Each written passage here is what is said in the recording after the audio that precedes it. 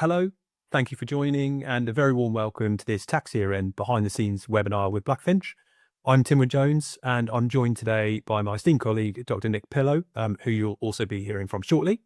Today is the first in a series of 3 webinars over the next 3 weeks, where we'll be giving you a look behind the curtain into how we're progressing with our investments into a number of exciting technology companies within our ventures portfolios.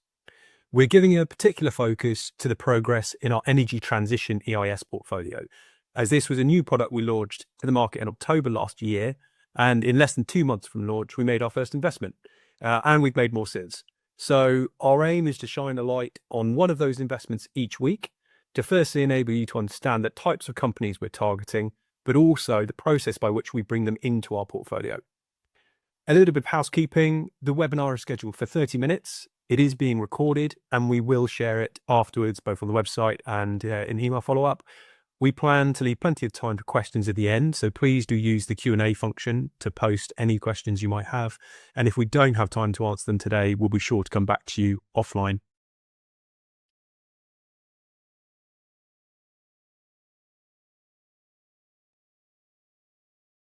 Now, quickly but importantly, Blackfinch is regulated by the SEA, so please be aware that the contents of today's webinar do not constitute financial advice.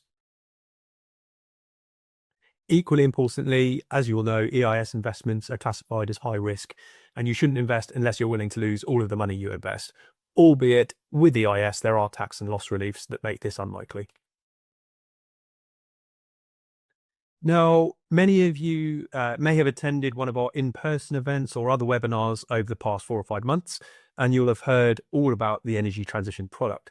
However, as a refresher for those of you who have heard it before, and an introduction for anyone who hasn't, the energy transition EIS sees us investing in companies driving the transition away from fossil fuel consumption across a number of different sectors. We launched the product after consulting our advisors and investors around what innovation they'd like to see from Blackfinch, and the feedback showed a high degree of interest in this as an investment opportunity. The product is based on a very clear investment framework, which you can see on the slide in front of you here. We invest in companies developing technologies across the 3 largest fossil fuel consuming sectors of buildings, transport, and industry. And we invest across 3 technology themes: generation and storage, so how clean energy is produced and stored; distribution, how the energy is moved to where and when it's needed; and digital, which underpins all of it. And that's really how the energy is managed, how it's sold, and how it's used and experienced by end consumers. This framework gives us a really clear focus and investment mandate, but also allows us to diversify by sector, technology, and company growth stage. So it gives a really exciting opportunity for us to diversify beyond software into hardware, into infrastructure. But crucially, as stressed before, this is in growth companies. So we're not investing in infrastructure and assets themselves. We're investing in technology companies that are growing the solutions within these various sectors.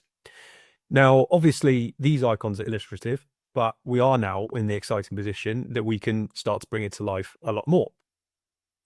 So we have made our first 3 investments. The first you'll see is in the top left, and that is a company called Adia Thermal. Adia will be the focus of next week's snapshot. You will be able to see more information if you look on Blackfinch socials. You would have seen various announcements about this, and we will be launching a video soon as an explainer more about that company. But in short, they are a supremely talented team of engineers who have developed a hardware and software solution that enables the installation of a heat pump to replace a gas boiler without the need to upgrade radiators and pipework in the home. So it significantly reduces the installation time and also the cost of installing a heat pump. And if you look to the Nordics, heat pump sales really have taken off exponentially over the last few years, and we expect the UK to follow. Next, in the top right corner, you'll see the coming soon tease.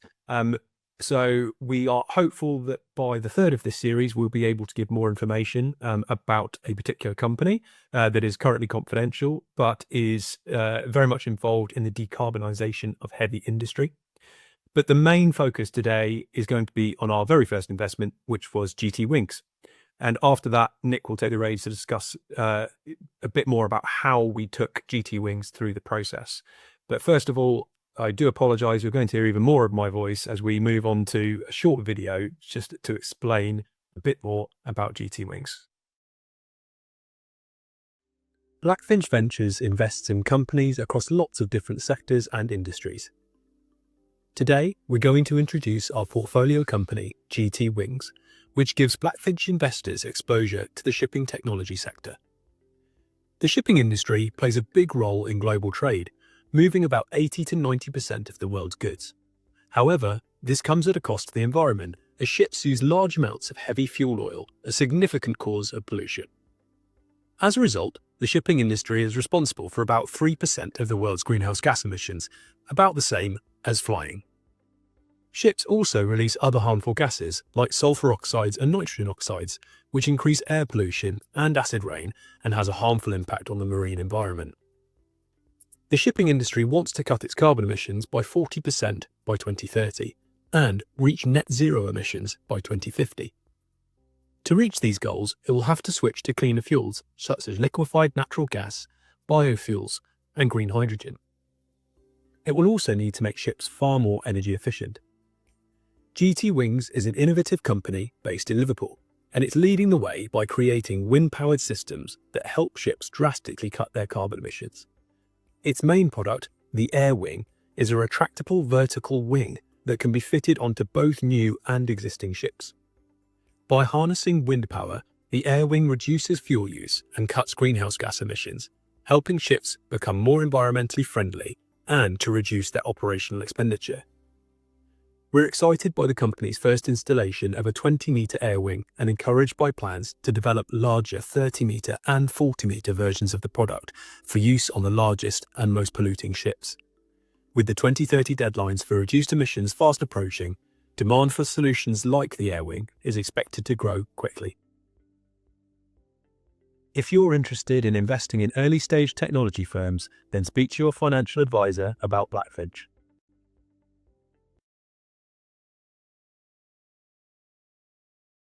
Hopefully that gives you a good view of and a clear explanation of what GT Wings does with its really quite innovative, I don't know if you call it a wing or a sail, that goes on ships and helps push them along with the force of the wind. You'd have thought a technology people might have thought of before, using wind to push ships along. But obviously we've got a very modern twist on it compared to the sails of ships in the past. So as Tim mentioned, my name's Nick Pillow. I'm one of the senior managers on the investment team in Blackfinch Ventures. We have our Ventures EIS product, our VCT, and now of course the energy transition EIS portfolios as well. And one of the great things about the Blackfinch with ventures investing is, rather than it being lots of individuals, we work very much as a team. And so we have some people who specialize in certain roles, but we're all collaborating on finding and evaluating potential new companies. In fact, most of us are on the team are ex-founders. We've come from a background of working in and running early stage technology companies, which we think gives us a real advantage in not only selecting companies, but then building a rapport and helping these companies develop in what's actually quite a long journey while we hold an investment in them. And when we were looking at the energy transition space, thinking, no, this is really exciting. Can we find some companies, though? It was the whole team that then sort of switched focus. So we made a set of investments last summer for our Ventures EIS and our VCT. So after we'd got those finalized, it's like the whole team, let's look for some energy transition deals. Can we find ones before we launch this new product? And we were really impressed by what was out available in the space.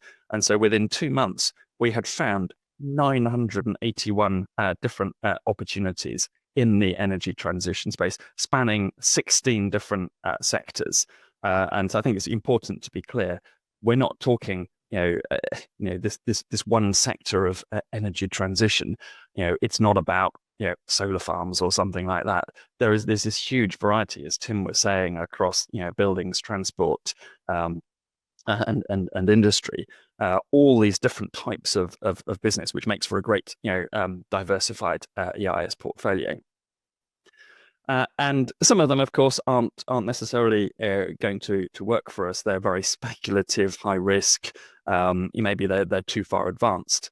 I mean, all these opportunities, we had some information about them. Very often, an investment, a deck, we get a set of slides usually for each company, and so we could filter them down quite quickly. And there were 162 of those where we said, right, let's actually have a first meeting. And again, because we work as a team, we can get one of the junior members of the team to hold that first meeting. Obviously, the senior members come in later on, but it's really important for us not to get personal bias influencing decisions at the early stages. We want objective information. And so we get one of the junior members of the team to collect some standard information about the company and then present it to the rest of the team. And of course, because these were energy transition companies, we were getting those presentations not just to the established ventures team, but to Tim as well, with all his expertise in the energy transition, and the other teams from Blackfinch, where we do have an energy team, we have a property team, and so on. And so we could start to evaluate these companies. And we do our extra bits of research as well. And it's important with GT Wings to understand some of the things that make it a bit more interesting. And one of the things we realized was, it's obviously all very nice. Lots of these companies are trying to solve environmental problems and decarbonize. But we see too many companies where they are well intentioned, but they're not necessarily solving a commercial problem. What's the commercial imperative for customers to buy what they are selling? And that was, an obvious, potential concern with GT Wings. It's lovely to say, well, shipping needs to do this and that, but are the shipping companies, do they really care? Are they going to take action? And the answer was very clearly yes, because there are new international rules coming in, which are basically going to impose very heavy penalties on those that are not introducing fuel efficiency technologies which by a large part aren't yet developed. And this is one of the exciting things for us in the energy transition EIS portfolios. This isn't, just about making the world a better place, although much of it will. It's about making very good, returns on investments for clients. And so there are various technologies that shipping companies are having to look very seriously at, because in the very near future, they are going to get increasing levels of, as I say, financial penalty, for not, improving their fuel efficiency, and they can't just, put in, electric, propulsion and so on, maybe little bits, but you've got to have different technologies, and so we were really convinced that actually this is going to be a very big area, and there are other companies then that work in a similar space, doing something similar with clever sales wings, whatever it might be. And so we're at this stage in our process where we're having those we've reviewed the first meetings, we've got our short list. We're saying GT Wings looks interesting. We're obviously need to look into it more detail. Is this going to be a company that really succeeds? And that brings us on to one of the key stages for us, which are the pitches. And you'll see that we've now filtered those 981 opportunities down to 15 companies we have pitches with. So they're very highly qualified. And again, this is something a little bit different that we do, because rather than just having an hour-long pitch, which is what most investors do quite early on in the process, we're having this pitch where the company comes and presents to us, and we start asking lots of questions. Much later on, we've done our research, and we get multiple senior members of the team in the room with the company for about 3 hours, at least. And as an energy transition company, Tim was joining those pitches, so we could draw on his expertise live in those sessions. And that's when we really drill into the detail about the commercials, the product, the technical details. And one of the key things for us that came out of that with GT Wings is very much on the technical side. Although there are other companies that are doing similar things in this space, And the founder actually came from one of those. And the reason he'd left was is that there's a better way of doing this. I haven't got time, and you probably don't have the inclination to understand the aerodynamics involved in what's special about GT wings. But they do have some very clever aerodynamic patented technology, which means their wing is half the surface area of any other competing wing for the same level of forward thrust. And that's obviously hugely important for ships because it means this smaller structure, on the ship taking up space, because these things fold down as well when they're not being used. It takes up a lot of deck space. When they're up, anything there is impeding visibility. So the size is a huge issue for the ships, and the smaller you can make it, the better it is. And so it's really with that that pitching opportunity, with the pitch, we were able to establish, yes, this is a company that's got something that's not only really innovative, that companies are really, that customers are really going to want and need, but it can do it better than its competitors. And that's why we then put it forward to our our opportunities, which is the last stage. And we didn't make 4 investments because you then have to strike a deal that's going to be worthwhile for our clients. And you can't do that with every company. Whereas we could with GT Wings, we could get a stake in a company, with the level of rights to help us guide the company, at a sensible price that we think will give, the potential for a very good return in the long run. And that's why we ended up with GT Wings. And so that was an investment we made in December. And it's very exciting seeing the progress since. It was 2 weeks ago they got that first wing, the very first of their wings, 20 meters tall. You saw in the video, installed on the first ship, which was about to set off for sea trials. And on Saturday, it set off on its it's like its maiden voyage. It was an existing ship. It wasn't a new ship, but it was the first voyage with this new wing on. And they're running sea trials with it. And I think it's gone down to Spain and just about to head across the Atlantic to Canada. So really exciting to see how that one will sail on.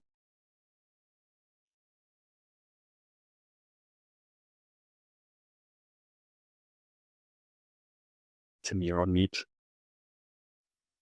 Thank you. Always one.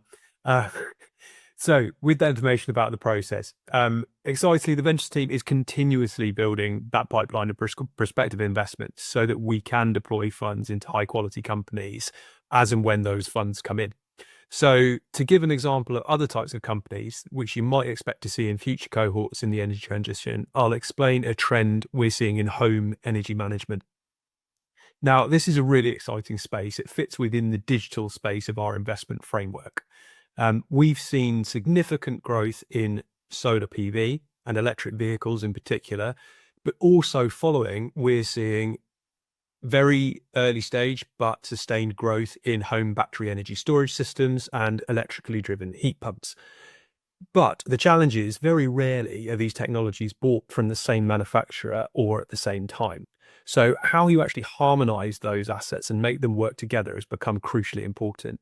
We've looked at a number of companies that have developed digital solutions to make that possible. So to make sure that the energy that you are generating is either being used within the home or being stored within a battery or being used to charge your electric vehicle or being exported back to the grid.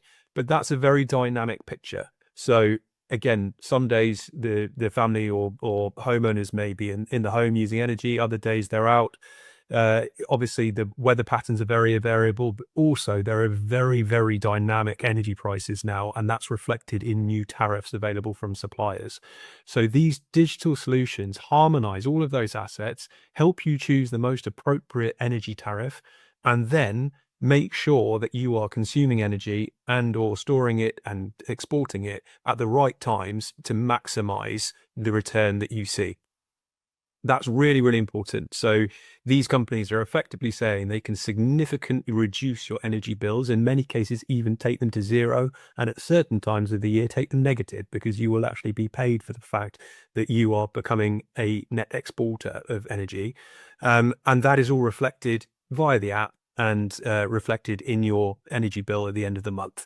So what we really saw by talking to these companies is consumers don't want to be bamboozled by trying to work out all of these things themselves. They want a very neat user experience. They want a very simple interface, whether that's via app or an in-home display, normally via an app. And it just gives them an opportunity just to forget about these assets and just know that their home is being powered as cost effectively as possible, and that the energy that they are consuming is self-generated and it's green. So a very exciting space. As we say, we are hoping in future cohorts that we will be able to be in a position where we can talk about that type of investment, as well as investments that we'll be talking about at other prospective investments that we'll be using as examples in the webinar next Friday and the following Friday as well. With that, Nick, I will hand back to you to explain a little bit more about the next stages. Yeah, so just in terms of the practical details, and these apply both to the Blackfinch Energy Transition EIS portfolios and our general tech ventures EIS portfolios. Minimum investment is £10,000, and we would deploy that as standard into 10 or more companies. I'll come back to the diversification in a moment. And we would expect each of those companies to be held for approximately 4 to 7 years, but it might take longer until really that company manages to be sold. It can be a strategic sale to a much larger company, or possibly to IPO on and list on a market. We don't invest in any company unless we think it's got the potential to deliver a 10 times return. But let's be clear, these are high risk investments, and most of them won't make that level. Some of them, it's quite likely, would fail completely, but we are aiming for a target return of 3 times across the portfolio, so no guarantees. The fees on that would be 3% portfolio establishment fee up front, and then 2% a year of the funds that are invested, but importantly capped at 4 years. Obviously incentivizes us to make sure that we don't hold it in the portfolio longer than we have to. As I say, it depends when the company is able to be sold, but we don't have any incentive just to keep it in the portfolio. So capped at 4 years for that management fee. And then there is a performance fee at the exit, 20% as standard, but only over a hurdle of 130%. So there's no performance fee unless and until the proceeds are at least 130% of the amount invested. And conscious, of course, that everyone's very interested in deploying this tax year with EIS funds. So just to be clear, again, for ventures EIS and energy transition EIS, the deadline to have funds deployed in this tax year is the 24th of March. We always insist on a diversification waiver if you want the funds guaranteed deployed this tax year. And to be clear, for the ventures EIS, we would target still at least 10 companies, but we can't guarantee it.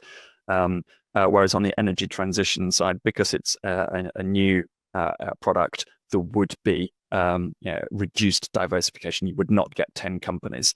However, we can deploy it into a few companies at this tax year if we get the funds, applications and cleared funds by the 24th of March.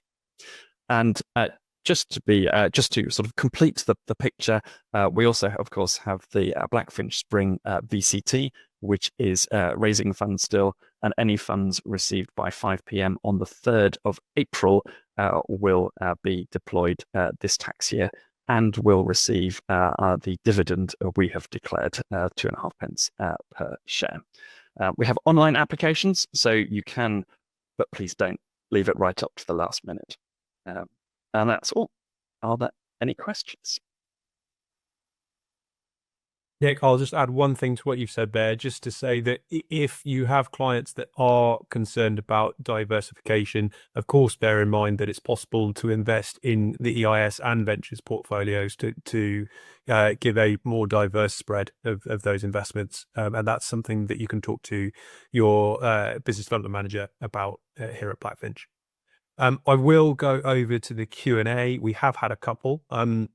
I think the one probably that's most salient was a question around some of the international geopolitics that we're seeing at the moment with the outcome of the US election, President Trump, and the drill, baby drill mantra, and a bit of a pivot back to fossil fuels. Does this throw into question some of the momentum in the energy transition? It is a question that we have heard many times since the new president has taken office. And the short answer is we actually think that the energy transition is going to continue apace. Obviously, the US has very large reserves of natural resources in shale gas, oil, and for global regions that don't have those level of reserves, we're seeing a lot of development of energy tech, particularly coming out of China, also out of India. Those companies are not petrostates. They don't have those resources, and they are backing the electrification of everything rather than returning or trying to pivot to oil and gas. There's another reason for that as well, and why we think European countries are following suit, and that is because oil and gas exposure to oil and gas markets internationally have driven up energy prices. So for both energy security and to keep energy prices down, the newest and cheapest form of energy generation is now solar and wind. Those have moved beyond subsidies to become the cheapest form of new energy generation. And we've seen a huge amount of growth in energy storage technologies, battery storage at both the grid scale and the domestic scale, a lot of innovation around energy storage within vehicles and vehicle to grid. So there's it's a very dynamic space, and whether the US and the oil majors are participating in that space or not, we don't foresee that it's going to slow down the global movement towards that move away from fossil fuels, both in the short, medium, and long term. I don't think there were any other questions. If you do have any, then of course, please do submit them via email, and we'd be very happy to answer them. But all that's left to say really then is many thanks for attending today's webinar, and we hope to see you next week, where we can talk about the next cohort, and also the following week, where we'll talk about other investments that we've made in the energy transition space. Thank you very much.